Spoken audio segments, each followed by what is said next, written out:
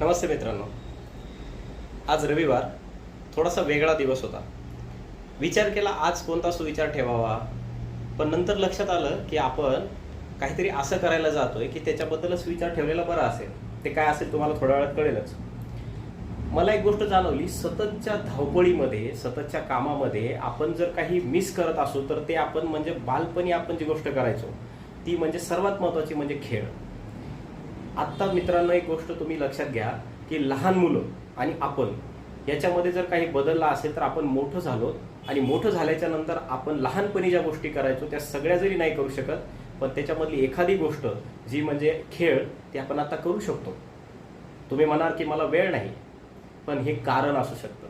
आपण जर बघितलं तर प्रत्येकाच्या जीवनामध्ये दररोज वेळ नसेल, पण त्याच्या सुट्टीच्या दिवशी किंवा त्याला दररोज अर्धा तास किंवा थोडा तरी वेळ मिळाला आणि त्याच्यामध्ये त्यांनी त्याच्या आवडीचा खेळ जर खेळला त्याच्या मित्रांबरोबर, तर आपल्या लाईफपासून थोडंसं कुठेतरी दुसरीकडे गेल्यासारखं आपल्याला वाटेल.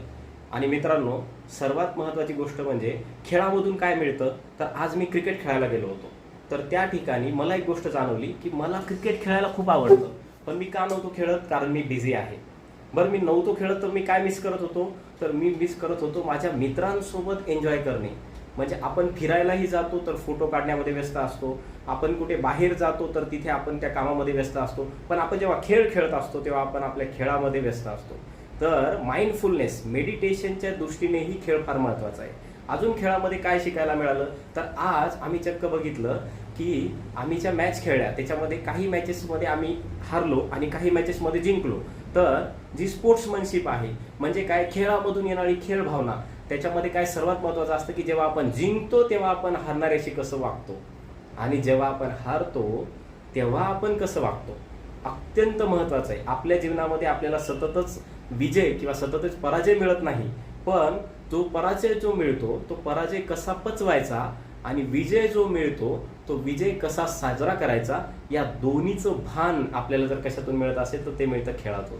तर मित्रांनो, खेळाचं महत्त्व एवढं जास्त आहे पण आपण ते विसरलो. मग मला असं वाटतं की तुम्ही जर विचार केला की आपल्याला कुठला खेळ आवडतो, शाळेमध्ये आपण काय करायचो की त्याच्यामध्ये आपल्याला एन्जॉय वाटायचा, ती गोष्ट जर आपल्याला आत्ता करता आली तर नक्की विचार करा आणि या व्हिडिओनंतर काहीतरी सुरू करा आणि मला सांगा की तुम्ही तुमच्या जीवनामध्ये खेळाला कसं स्थान दिले. धन्यवाद.